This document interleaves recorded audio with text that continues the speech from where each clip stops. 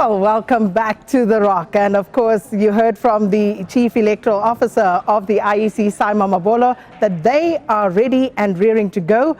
Just a few minutes, 13 minutes to be exact, before those who applied for special votes get to cast their ballots. That's today and tomorrow. And then, of course, the big one on Wednesday, where the majority of us will be heading to the polls. So the IEC say they are ready. Let's find out about the country and the continent's biggest broadcaster, the SABC.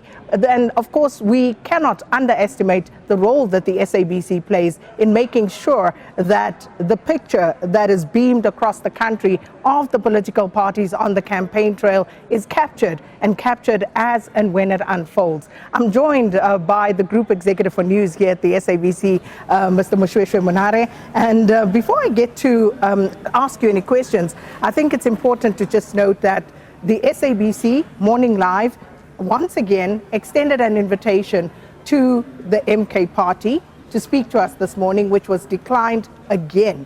And I say once again and declined again because we have previously issued an invitation to MK party, which was not taken up. We were told that MK does not want to speak to what was said, the state broadcaster.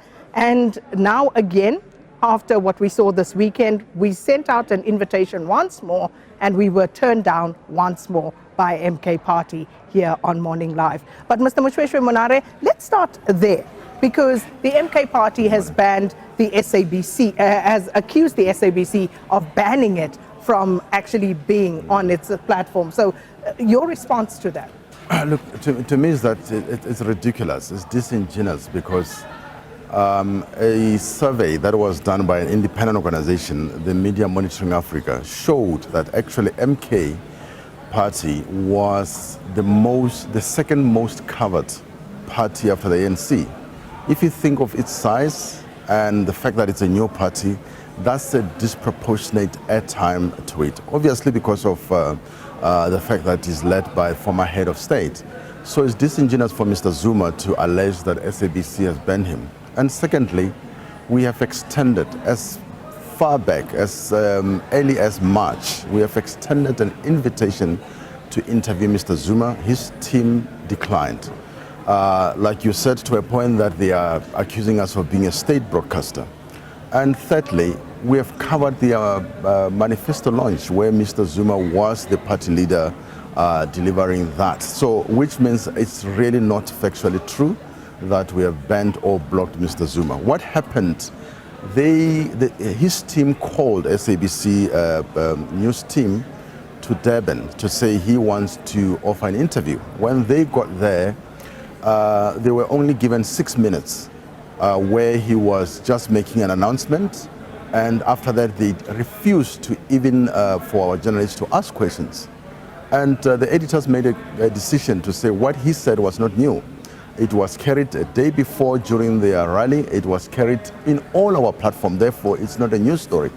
And people need to understand that editorial independence means that the final weight is going to be those of editors in judging or making a call whether something is newsworthy or not.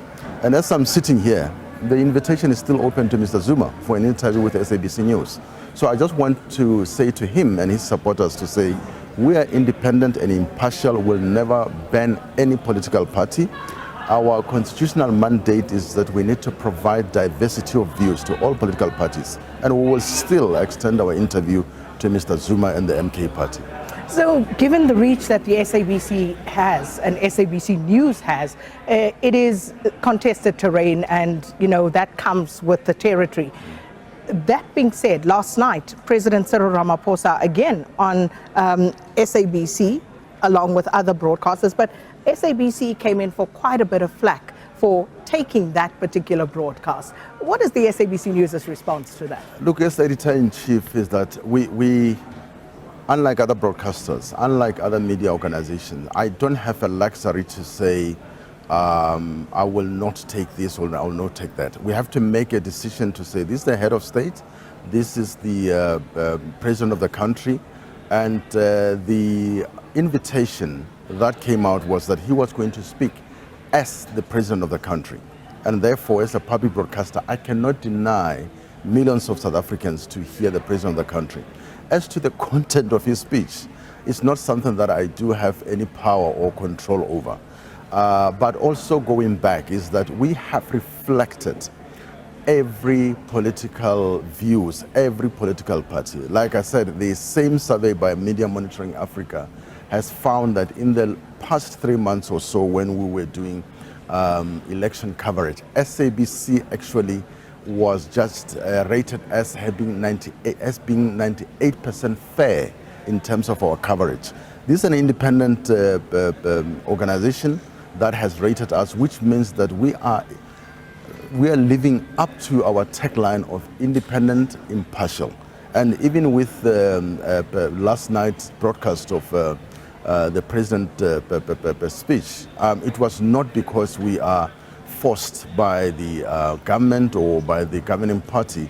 It's because editors will make that judgment to say this, as per our mandate, as per our compact, as our contract with the public, is something that the public has the right to know. Mr. Monare, as we wrap this up, is the SABC ready? SABC News, because majority of South Africans and people across the world will choose this platform, as we've seen borne out in statistics and independent research. Most people will be watching this particular entity for the coverage of this election. Are we ready? The fact that we are here, it means we are ready. I mean, since the beginning of the year, we have been working tirelessly to make sure that we cover these important critical elections, and not for the benefit of SABC or political parties, but for the benefit of South Africans. And we have made sure that all our platforms, linear TV, radio, digital platforms, we reach out to all South Africans. And so far, as per this survey, we have shown that we have carried out our public mandate to make sure that even on Wednesday, South Africans all over the place, especially because in terms of us as SABC, our USP is the fact that we are everywhere. You know, whether in rural towns, rural villages, SABC will be there giving you all the information and even speaking to you in your own language. That's our advantage as SABC. We are ready and will make sure that South Africans, even after the 29th, say we can still trust the public broadcaster. Well, there you heard it from the Group Executive for News here at the SABC, Moshoeshoe Monare. The SABC is ready and, of course, also responding to some of the so-called controversial issues that have crept up on the SABC over the past 2 days. And this, of course, will be our home. Leanne will be joining me here tomorrow. And, of course, as you've seen over the weekend, many of our broadcasts already coming from here. And behind me, I wish we could use that line camera to show you the SABC radio studios as well. And we have a digital studio right next door. There has a pop-up channel. So we've got you covered. Whether you're at home watching us right now from the comfort of your home, or whether you're on the road, we've got you covered. Tune in. Stay tuned to SABC News.